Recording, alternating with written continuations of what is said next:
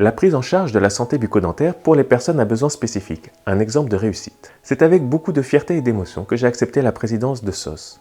Cette association, qui existe depuis 11 ans maintenant, a pour vocation la promotion de la santé orale des personnes à besoins spécifiques par le développement de la formation, de la prévention et de l'accès aux soins. Je remercie particulièrement les précédents présidents qui ont porté cette association avec beaucoup de caractère et de détermination. Leur présence et leurs idées m'aident aussi énormément dans les choix qui sont aujourd'hui les miens. En effet, ils posent les bases de nos revendications et de notre révolte face à une injustice devant les inégalités de prise en soin. Ils m'aident aussi à comprendre notre système de santé qui, si l'on se fie à la communication actuelle, est en pleine déroute et n'offre que très peu d'espoir à ceux qui en ont et en auront le plus besoin. Alors, fort du soutien des personnes qui m'accompagnent dans ce nouveau rôle, le message que j'aimerais transmettre est celui de l'espoir. De l'espoir car durant ces années à vous côtoyer, professionnels de santé, usagers, familles, aidants, gestionnaires publics et privés, j'ai à chaque fois constaté une volonté d'améliorer la situation de nos concitoyens. Nous constatons tous le délitement de nos valeurs de vivre ensemble, de solidarité et du sens de nos métiers auprès des personnes dites vulnérables. À chaque fois, vous faites preuve de résilience, de motivation et vous faites toujours face avec le sourire. Alors ça, c'est là pour pouvoir nous réunir, pour pouvoir échanger et pour montrer que cela est possible. Car nous avons tous dans nos territoires des idées, des projets qui nécessitent du soutien, que ce soit dans leur conception, dans leur financement ou dans leur réalisation. À ce stade, SOS se doit de se poser comme un guide pratique afin d'accompagner les initiatives, de permettre la rencontre avec les personnes ressources sur chaque territoire, d'aider à leur promotion et de permettre de trouver les profils de professionnels qui pourraient nous accompagner.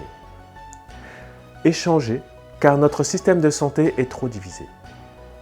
Comme le rappelait le Dr Guyet, le premier président de SOS en 2011, la santé bucco-dentaire représente pour nos politiques qu'une petite partie de la santé globale et la personne à besoins spécifiques est aussi dans cette situation. Pour nos décideurs politiques, la santé bucco-dentaire des personnes à besoins spécifiques est également un sujet plus qu'à la marge quand vient l'heure de la mise en place des politiques de santé. De ce fait, les divisions entre les différents acteurs de la santé orale apparaissent comme insupportables et incompréhensibles pour celui qui ne peut être soigné comme tout un chacun et qui souffre sous le regard de tous et pourtant est oublié de tous car personne ne prend ses responsabilités. Et je ne parle pas des professionnels de santé sur le terrain qui ne voient pas d'issue.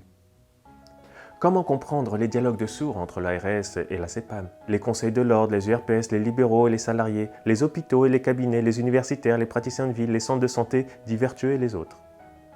Autant de tensions qui certes sont pour chacun légitimes, mais qui desservent la cause, la prise en soin de l'autre. Alors nous ne sommes pas naïfs et nous savons que le système est complexe. Mais il est temps de briser ces frontières et de se mettre ensemble autour de la table avec nos idées sur la prise en soin des personnes à besoins spécifiques et de voir ensemble comment nous pourrons articuler cela entre nous. Car c'est aussi notre rôle de montrer que cela est possible. Pour cela, nous devons déjà remettre le bucco-dentaire au centre des préoccupations des décideurs de santé publique.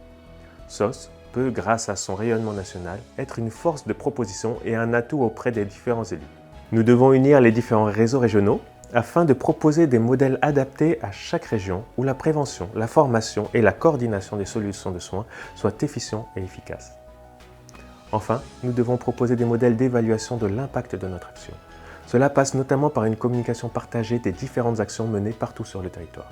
L'ambition est grande, mais cela en vaut la peine, car non seulement nous pourrons améliorer de manière significative la santé orale des personnes à besoins spécifiques, mais nous pourrons aussi partager nos modèles d'action avec les autres spécialités de santé afin d'améliorer la prise en charge globale de nos usagers et devenir ainsi un exemple de réussite.